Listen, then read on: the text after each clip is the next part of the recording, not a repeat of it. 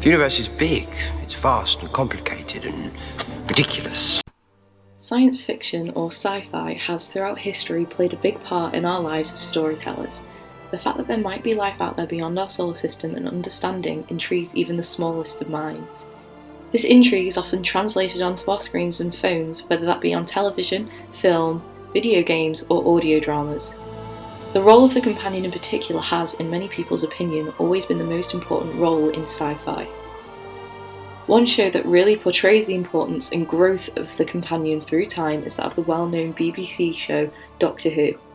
Doctor Who has been the cornerstone of dozens of other sci-fi stories and is, in particular, a guiding light when looking at the growth and change of a companion's role.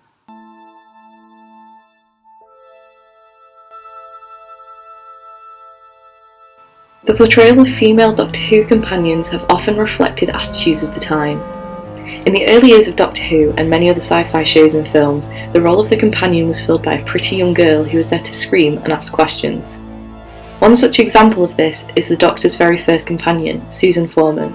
Susan was the Doctor's granddaughter, which meant that her role was to be the damsel in distress and to be looked after by her grandfather, who protected her from going into danger, unlike companions nowadays who will run headfirst into any danger without a second thought. This damsel in distress trope carried on with each succession of female companions. The only real progression that you could notice was that of the changing fashions of the time. Influential designers such as Mary Quant used fashion to signify the new era of freedom and liberation, meaning that almost all of the Doctor's early companions donned a miniskirt at some point or another. However, with the change of the decade came the change of how women were treated and acted, therefore the change had to be made on our screens to keep up with the times. Programmes such as the critically acclaimed The Avengers had embraced the power of women and began introducing audiences to some pretty badass characters such as the loved Cathy Gale. It seemed that Doctor Who wasn't slow to follow suit. When it comes to looking at the advancement and change of the companion in Doctor Who, people will most often than not instantly look at Sarah Jane Smith, perhaps one of the most well-remembered and loved companions. However, to see the true change in the companion role, I believe that you should look a few companions further back, that of the third Doctor's first companion, Liz Shaw. Her brilliance was wanted by UNIT, and together Liz and the third Doctor provided to be a formidable partnership. Liz was a woman in her own right who had a job previously at Cambridge University and was now working at UNIT in a scientific role. There was no longer a damsel in distress. It's true that sometimes she would need saving, however, she had knowledge and bravery to rival the Doctor himself. This was a huge step up from what fans had previously seen from Doctor Who and the influence for each companion after. It can be seen still even now, particularly with the 10th Doctor's companion, Martha Jones, who was a student doctor.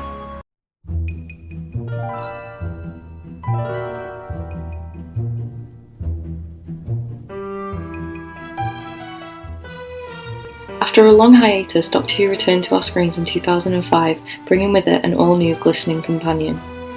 Writer and showrunner Russell T Davies decided to make a change to the Doctor Who many people had grown up with, and shifted the focus of the show onto the companion.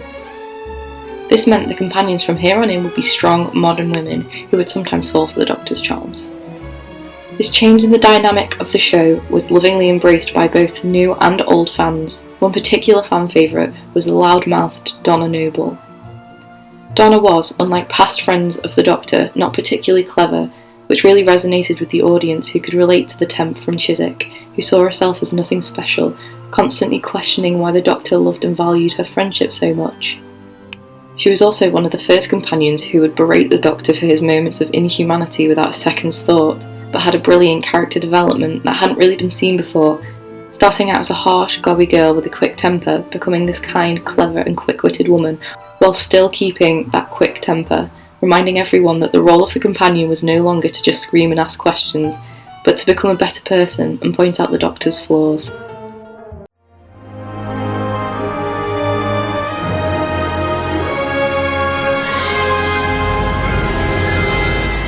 If you picture a Doctor Who companion, you usually see a young woman. However, the Doctor has also travelled with his fair share of men. One of his very first companions was a man, Ian Chesterton. In fact, one of the longest running companions in Doctor Who history was the brilliant Jamie McCrimmon. Highlander Jamie McCrimmon, played by Fraser Hines, was more colourful a character than had come before.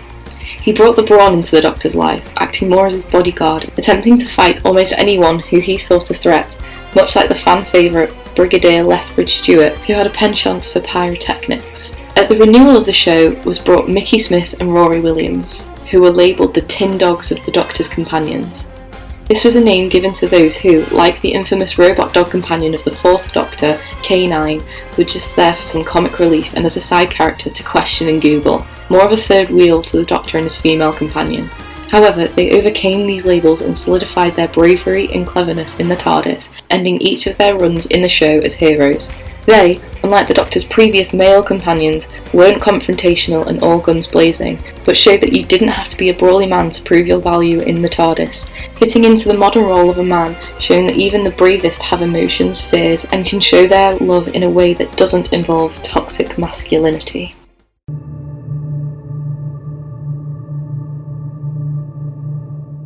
The image of the powerful woman in Doctor Who helped to pave the way for other shows, that women could be the star of a show and that times change. You only have to look at the most recent Star Wars films to see the shift to female leads with the character of Rey, who doesn't need a man to save her like Princess Leia did, and men with emotions who can still show their bravery like Finn. In fact, times changed so much that we have now been graced with a female Doctor, which would have been unheard of in the early years of Doctor Who. But the way the show's writers have portrayed women over the show's long history means that we can accept it without question, and this is definitely not the last we'll see of the female Doctor. The future is in good hands, and in two very good hearts. Who knows, this could lead us to a female Spock.